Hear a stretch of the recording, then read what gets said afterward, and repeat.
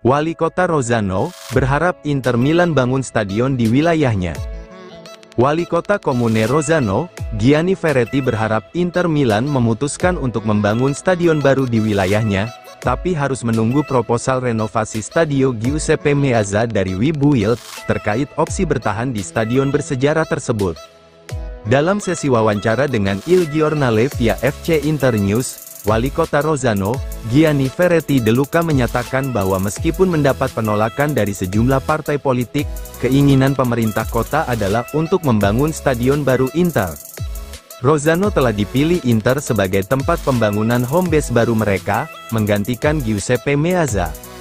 Tahun lalu, Nerazzurri menyampaikan rencana formal mereka terkait proyek stadion baru kepada pemerintah kota, dan mereka juga mendapat hak eksklusif untuk melakukan studi kelayakan di area kosong yang luas di komune.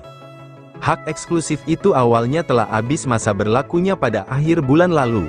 Namun, seperti yang dikonfirmasi Ferretti, Inter telah memperpanjangnya. Masih ada jalan panjang sebelum Inter benar-benar dapat mewujudkan rencana stadion baru.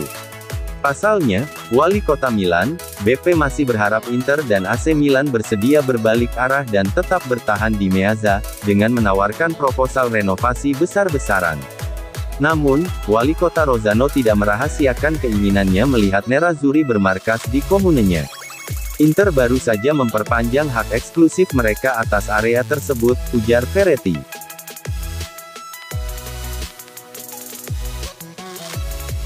Inter Milan gelar pembicaraan kontrak baru dengan Lautaro dalam pekan ini. Inter Milan dan kapten mereka, Lautaro Martinez akan menggelar pertemuan lanjutan dalam pekan ini, untuk membahas pembaruan kontrak. Kontrak Lautaro Martinez saat ini dengan Inter berlaku hingga akhir Juni tahun 2026. Namun, Nerazzurri ingin segera memperpanjang kontrak striker asal Argentina itu. Kedua belah pihak terus melakukan serangkaian pertemuan selama beberapa bulan terakhir, namun belum menghasilkan kesepakatan penuh. Inter tentu tidak ingin situasinya menjadi berlarut-larut, dan menginginkan kepastian terkait masa depan pemain kunci mereka tersebut. Nerazzurri telah mengajukan tawaran, dengan menaikkan gajinya secara signifikan. Namun, pemain berusia 26 tahun itu menuntut gaji yang lebih tinggi. Gazzetta pun meyakini bahwa kompromi bakal dapat dicapai di angka 9 juta euro per musim plus bonus, menjadikannya sebagai pemain dengan gaji tertinggi di Inter, dengan jarak yang cukup jauh. Dan dalam pekan ini kedua pihak bakal kembali menggelar pembicaraan penting, untuk mencoba menemukan kata sepakat.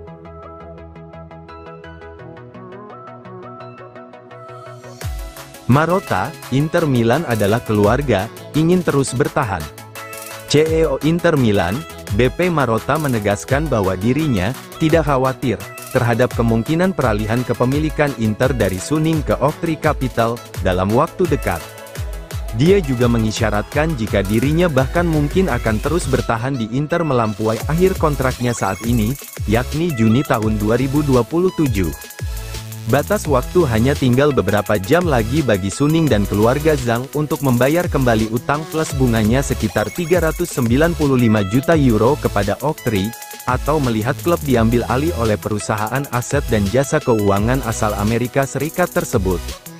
Meski begitu, skuad Nerazzurri tetap merayakan Scudetto ke-20, dengan sebuah acara di Castello Sforzesco di Milan. Marotta adalah salah satu dari mereka yang berpidato pada upacara tersebut, dan meyakinkan masa depan cerah bagi Inter, tidak peduli siapa yang bakal memimpin klub. Ada banyak laporan bahwa jika Oaktree mengambil alih kepemilikan Inter karena gagal bayar pinjaman, maka Marotta dan direktur saat ini akan tetap menjabat. Di bawah kendali Oaktree, peran Marotta di Inter bakal lebih penting, di mana ia akan menjadi pusat proyek Inter. Marotta pernah mengatakan jika dirinya akan pensiun, setelah kontraknya dengan Inter berakhir pada Juni tahun 2027.